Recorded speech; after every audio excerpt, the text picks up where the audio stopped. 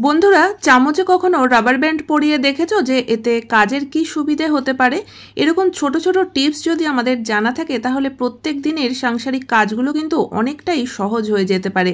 এছাড়াও কিন্তু আমরা সংসারের এরকম অনেক ছোটোখাটো জিনিস আছে যেগুলো অজান্তে ফেলে দিই, তো সেই সব জিনিসগুলো যদি আমরা রেখে দিতে পারি তাতেও কিন্তু আমাদের কঠিন কাজ অনেকটাই সহজ হয়ে যাবে।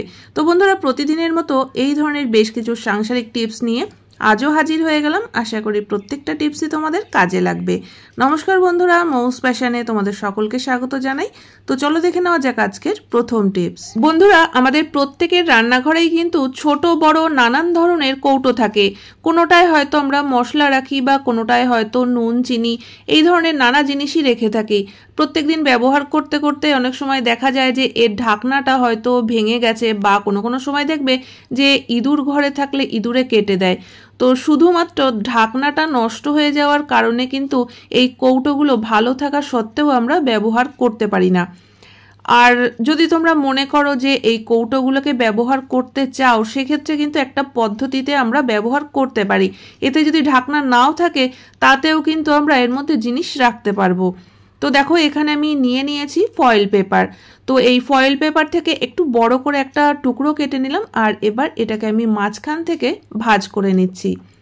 তো এটা দিয়েই কিন্তু আমরা খুব সুন্দর ঢাকনা বানিয়ে নিতে পারবো। যে কৌটোর ঢাকনাটা নষ্ট হয়ে গেছে সেই কৌটোর মুখে এই ফয়েল পেপারটাকে বসিয়ে একটু চাপ দিয়ে দাও, তাহলেই কিন্তু দেখবে যে কৌটোর একদম মুখের শেপেরই একটা ঢাকনা তৈরি হয়ে যাবে। তবে চারিপাশে যে এক্সট্রা অংশটুকু রয়েছে সেটা থাকার কারণে দেখতে কিন্তু অতটা ভালো লাগছে না। তো আমি কাঁচি দিয়ে মোটামুটি মাপ করে কেটে নিলাম। তো এবার একটু মুখে বসিয়ে চাপ দিয়ে দিলেই কিন্তু একদম সুন্দর ঢাকনার কাজ হবে। তো যে কৌটোটা একদমই ফেলে দিতে হতো সেই কৌটোটাকে কিন্তু তোমরা এই পদ্ধতিতে ব্যবহার করতে পারবে। তো আশা করি বন্ধুরা প্রথম টিপসটা তোমাদের কাজে লাগবে। ভালো লাগলে অবশ্যই কিন্তু কমেন্ট করে জানিও। চলে যাচ্ছি পরবর্তী টিপসে। বন্ধুরা জামা কাপড় তো আমাদের প্রত্যেক দিনই প্রেস করতে হয়, সেটা অফিসের জামা কাপড় হোক কিংবা স্কুল কলেজের জামা কাপড় হোক। আর প্রেস করার জন্য আমরা এটা সাধারণত একটু হাতের কাছেই রাখি যাতে প্রত্যেক দিন কাজের সময় বের করে নিতে পারি। সমস্যা হয়ে যায় এর তারটা নিয়ে। দেখো আমরা যত এইভাবে গুটিয়ে রাখার চেষ্টা করি না কেন, একটু নাড়াচাড়া লাগলেই কিন্তু তারটা বেরিয়ে যায়। আর এরকম এলোমেলো হয়ে থাকলে দেখতেও যেমন ভালো লাগে না, জায়গাও কিন্তু অনেকটাই বেশি লাগে। তো অনেক সময় আমরা কি করি, হয়তো রাবার ব্যান্ড দিয়ে আটকে রাখি, তো দেখবে রাবার ব্যান্ডও মাঝে মধ্যে ছিঁড়ে যায়। দড়ি দিয়ে বাঁধলে আবার সেই দড়ি প্রত্যেক দিন খোলো, দড়ি দিয়ে বাঁধো, খুবই কিন্তু ঝঞ্ঝাট। তো তোমরা এই কাজটা করতে পারো, তারটাকে এইভাবে গোল করে গুটিয়ে নাও, আর তারপরে এই প্রেসের সঙ্গেই কিন্তু একটা ক্লাচার দিয়ে এইভাবে যদি আটকে নিতে পারো তাহলে কিন্তু এইভাবে ছড়িয়েও থাকবে না, সুন্দর একটা জায়গায় গোছানো থাকবে। আর এটা খোলা বা আটকানো কিন্তু কোনো ঝঞ্ঝাটের বিষয়ই হবে না। সংসারের সব কাজগুলো যখন আমাদেরকেই করতে হবে তখন কিন্তু এইভাবে ছোট ছোট টিপস ফলো করে কাজগুলোকে সহজও করে নিতে হবে। চলে যাচ্ছি পরবর্তী টিপসে। বন্ধুরা যখন নতুন চিরুনি কিনে আনা হয় তখন এই চিরুনি দিয়ে চুল আঁচড়াতে কিন্তু খুবই অসুবিধা হয়। দেখবে মাথায় কিন্তু ভীষণই ব্যথা লাগে, বিশেষ করে বাচ্চাদের চুল আঁচড়ানোর ক্ষেত্রে তো খুবই অসুবিধা হয়ে যায়। তো আমরা না একটা ছোট্ট কাজ করতে পারি, এতে এই সমস্যার সমাধান হয়ে যাবে। এখানে দেখো আমি একটা নেল পলিশ নিয়ে নিয়েছি। নেল পলিশ তো আমাদের সবার ঘরেই থাকে। তো একটু নেল পলিশ নিয়ে চিরুনির এই যে দাঁতগুলো এর উপরের দিকে এইভাবে করে একটু একটু করে লাগিয়ে দিতে হবে। তো আমি এখানে একবারই লাগাচ্ছি, কারণ যেহেতু এটা পুরনো চিরুনি, তোমরা চাইলে কিন্তু এই একবার লাগানোর পরে নেল পলিশটা যখন শুকিয়ে যাবে আরও একবার লাগিয়ে দিতে পারো। এতে কি হবে, এই চিরুনির যে ধার সেই ধারটা কিন্তু অনেকটাই কমে যাবে। আমরা অনেক সময় গরম চাটুতে ঘষি বা হয়তো গরম আয়রনের সঙ্গে ঘষি, তো এই কোনো ঝঞ্ঝাটি করতে হবে না। যদি তোমরা একটু সামান্য নেল পলিশ লাগিয়ে নাও চিরুনির ধার কিন্তু একদমই কমে যাবে। এছাড়াও চিরুনিতে নেল পলিশ লাগানোতে কিন্তু আরও একটা সুবিধা হবে। আমরা যখন কোথাও অনুষ্ঠান বাড়িতে যাই হয়তো দেখা যায় যে অন্য আর একজনেরও এরকম সেম কালারের চিরুনি রয়েছে, তো তখন কিন্তু মিলে যাওয়ার একটা সম্ভাবনা থাকে।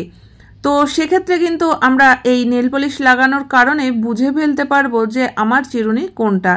তো এই ছোট ছোট টিপসগুলো বন্ধুরা যদি তোমাদের ভালো লেগে থাকে তাহলে অবশ্যই কিন্তু চ্যানেলটিকে সাবস্ক্রাইব করে নিও। চলে যাচ্ছি পরবর্তী টিপসে। বাসন মাজার জন্য স্টিল উল তো আমরা সকলেই ব্যবহার করি, কিন্তু স্টিল উলটাকে বের করে নিয়ে এর যে প্যাকেটটা রয়েছে এটা কিন্তু আমরা ফেলে দিই, কারণ এটা আমাদের কোনো কাজেই লাগে না। তবে বন্ধুরা এই জিনিসটাকেও আমরা ব্যবহার করতে পারি, আর এটা কিন্তু আমাদের প্রত্যেক দিনের কাজকে অনেকটাই সহজ করে দেবে। তো দেখো এখানে আমি একটা ধূপকাঠি ধরিয়ে নিয়েছি, আর এই ধূপকাঠি দিয়ে এর মধ্যে ছোট ছোট ছিদ্র করে দিচ্ছি। ধূপকাঠি দিয়ে ছিদ্র করাতে কিন্তু ছিদ্রগুলো বেশ সুন্দর গোল গোল হচ্ছে। তোমরা চাইলে লোহার কোনো কিছু গরম করেও কিন্তু কাজটা করে নিতে পারো। তো দেখো এর মধ্যে আমি বেশ কিছু ছিদ্র করে দিয়েছি, আর এবার চলো দেখি যে এটা আমরা কিভাবে কোথায় ব্যবহার করব। প্রত্যেক দিনই সিঙ্কে কিন্তু যখন আমরা বাসন ধোয়া মাজা করি বা সবজি ধুই, তখন অনেক সময় দেখা যায় যে সবজির কোনো ছোটোখাটো টুকরো এর মধ্যে চলে যায় পাইপে, আর এরপরে জল আটকে যায়। তো এই কারণে অনেক সময় আমরা পয়সা খরচা করে সিঙ্কের নেট কিনি। তো এসব ঝামেলাও করতে হবে না বা পয়সাও খরচা করতে হবে না, এই জিনিসটাকেই কিন্তু আমরা সিঙ্কের এই পাইপের মুখে বসিয়ে দিতে পারি। তো তারপরে দেখবে এখানে আমরা সবজি ধুই বা যে কোনো কিছুই যদি সিঙ্কের মধ্যে পড়ে, তাতে করে কিন্তু একটুও কোনো কিছু এই পাইপের মধ্যে যাবে না, এর মধ্যেই আটকে যাবে। আর এটা লাগানোর কারণে যে জল পাস হবে না সেটাও কিন্তু না। দেখো আমি কল খুলে দেখিয়ে দিচ্ছি, জল কিন্তু সঙ্গে সঙ্গে চলে যাচ্ছে, জল কিন্তু একটুও আটকাচ্ছে না। অথচ এই যে সবজির খোসাগুলো এগুলো কিন্তু এর মধ্যেই আটকে রয়েছে। একদম ফেলে দেওয়া জিনিসটাকে কিন্তু আমরা এইভাবে যদি একটু বুদ্ধি করে ব্যবহার করতে পারি, তাহলে আমাদের প্রত্যেক দিনের কাজের ঝামেলা অনেকটাই কমে যাবে। তো আশা করি বন্ধুরা এই টিপসটা তোমাদের অবশ্যই ভালো লেগেছে। চলে যাচ্ছি পরবর্তী টিপসে। অনেক সময় কিন্তু দুধ জাল দেওয়ার পরে তাড়াতাড়ি করে দুধটাকে হয়তো ঠান্ডা করার প্রয়োজন হয়, তো তখন আমরা কি করি, চামচ দিয়ে নাড়াচাড়া করতে থাকি। বা হয়তো কোনো ব্যাটার তৈরি করতে হয়, তো সেই সময় আমরা চামচ দিয়েই কাজটা করি। তো আমরা তো একটা কাজেই থাকি না, সারাদিনে নানান রকম কাজে ব্যস্ত থাকি। হয়তো ব্যাটারটা তৈরি করতে করতে বা দুধটাকে নাড়াচাড়া করতে করতে আমরা অন্য কোনো কাজে চলে গেলাম। তো চামচটা যখনই ছেড়ে দেবে দেখবে কিন্তু এটা দুধের বাটি হোক বা ব্যাটার হোক, তার মধ্যে চামচটা ডুবে যাবে। আর এখান থেকে হাত দিয়ে তোলা চামচটা, সেটাও কিন্তু খুব খারাপ লাগে, কারণ পুরো চামচটাই একদম মেখে যায়। তো এই যে ঝামেলাটা, এই ঝামেলাটাকে কিন্তু আমরা অনেকটাই সহজ করে নিতে পারি যদি চামচে দুটো রাবার ব্যান্ড লাগিয়ে নিতে পারি। তো দেখো আমি এখানে দুটো রাবার ব্যান্ড একসাথে করে নিয়েছি, আর এবার চামচের একদম মাথার দিকে 3-4টে প্যাচ দিয়ে নেব। তো এবার দেখো আমি চামচটাকে রেখে তোমাদেরকে দেখাচ্ছি। এবার চামচটাকে যদি আমরা এইভাবে রেখে যাই, তাহলে বাটি যতই নাড়াচাড়া হোক না কেন, চামচ কিন্তু কখনোই বাটির মধ্যে পড়বে না। চামচ যেভাবে রেখে যাবে বাটির মধ্যে কিন্তু চামচ ঠিক সেইভাবেই থাকবে। বাটির মধ্যে চামচ ডুবে যাওয়ার যে সমস্যা, এটা কিন্তু বড় বাটি হলেই হয়, ছোট বাটির ক্ষেত্রে কিন্তু এরকম সমস্যা কখনোই হয় না। তো যদি তোমরা বড় কোনো বাটিতে কোনো কিছু করতে যাও, তখন কিন্তু অবশ্যই চামচের পেছন দিকে একটা রাবার ব্যান্ড লাগিয়ে নেবে। তো আশা করি বন্ধুরা আজকের প্রত্যেকটা টিপসই তোমাদের ভালো লেগেছে। কোন টিপসটা সবথেকে বেশি ভালো লেগেছে অবশ্যই কমেন্ট করে জানিও।